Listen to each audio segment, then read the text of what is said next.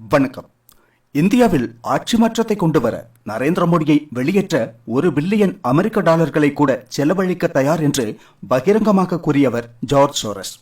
ஒருவேளை அவர் அந்த பணத்தை செலவு செய்திருக்கவும் வாய்ப்புள்ளது. ஜார்ஜ் சோரஸும் மற்றவர்களும் பல்வேறு அரசு சாரா நிறுவனங்கள் மற்றும் பல நிறுவனங்கள் மூலம் இந்தியாவில் பலர் மீது பல வழிகளில் செல்வாக்கு செலுத்த பணம் இறைத்துள்ளார்கள் என்பது பகல் போல் உண்மையாகும். அதில் யாரெல்லாம் சிக்கியுள்ளார்கள் என்பதை பின்னர் பார்க்கலாம். மற்றொரு விஷயம் என்னவென்றால், ஜார்ஜ் சோரஸை போலவே சீனா மற்றும் பாகிஸ்தான் உட்பட சுமார் 12 நாடுகள் இந்தியாவில் ஆட்சி மாற்றத்தை கொண்டு வர முயற்சித்ததற்கான அறிகுறிகள் உள்ளன இப்போது, குறிப்பாக சீனா மற்றும் பாகிஸ்தான்.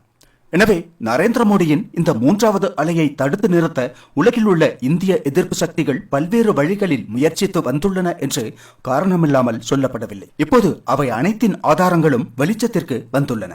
ஆனாலும் நரேந்திர மோடி அதையெல்லாம் மீறி 3வது முறையாக இந்தியா என்ற மாபெரும் தேசத்தின் பிரதமராக பதவியேற்றுள்ளார். இது ஒரு சிறிய வெற்றி அல்ல, மாபெரும் வெற்றியாகும். என்டிஏ கூட்டணிக்கு பெரும்பான்மை உள்ளது மட்டுமல்ல, அது மிக அதிகமாகவே உள்ளது. அதோடு ஏற்படவுள்ள பின்னடைவை புரிந்து கொண்டு தனக்கு எதிராக பல சக்திகள் செயல்படுகின்றன என்பதை புரிந்து கொண்டு தேர்தலுக்கு முன்பே தெலுங்கு தேசம் மற்றும் ஜனதாதள் ஐக்கியத்துடன் கூட்டணி அமைத்து நரேந்திர மோடி ஆடிய ஒரு ஆட்டம் உள்ளது. அதன் வெற்றியும் கூடவாகும் நாம் இப்போது காண்பது.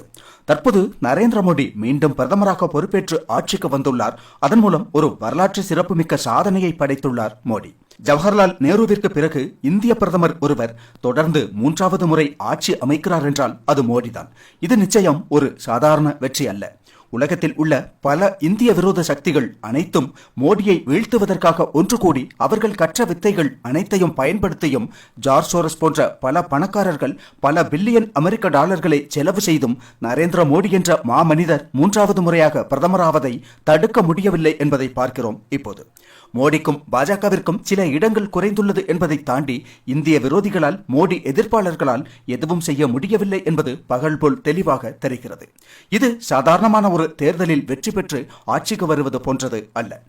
பெரும் சக்திகளின் பெரும் நகர்வுகளை தடுத்து அவர்களின் சூழ்ச்சிகளை மீறி பெரும் பலத்துடன் முன்னேறும் காட்சியை நரேந்திர மோடி இப்போது நமக்கு காட்டுகிறார்.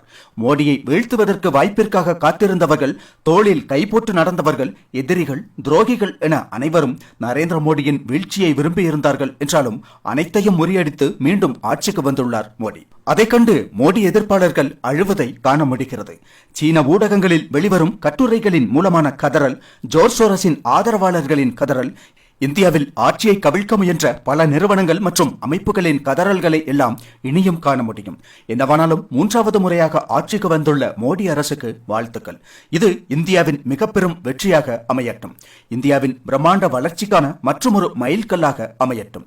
இந்தியாவை உலக வல்லரசாக மாற்ற உறக்கமின்றி உழைக்கும் மோடியின் முயற்சிக்கு அடுத்த ஒரு படிக்கல்லாக இந்த வெற்றி அமையட்டும். இந்த நாட்டை உண்மையாக நேசிக்கும் தலைவர்களை வரவேற்க நாட்டு மக்கள் காத்திருக்கிறார்கள் என்பதை அனைவரும் புரிந்து கொள்ள ஒரு வாய்ப்பாக இந்த வெற்றி அமையட்டும். இந்தியாவை ஏளனம் பேசியவர்கள் எல்லாம் இந்தியாவின் வார்த்தைகளுக்கு கட்டுப்பட்டே ஆக வேண்டும் என்ற நிலைக்கு இந்த நாடு உயர்வதற்கான ஒரு தொடக்கமாக இந்த வெற்றி அமையட்டும். 2047 இந்தியா உலகின் வளர்ச்சியடைந்த நாடாக உயர வேண்டும் என்ற மோடியின் கனவு நனவாக ஒரு அடித்தளமாக இந்த வெற்றி அமையட்டும். இந்தியர் என்பதில் பெருமிதம் கொள்வோம். இணைந்தே இன்னும் பல சாதனை புரிவோம். ஜெய்ஹிந்த்.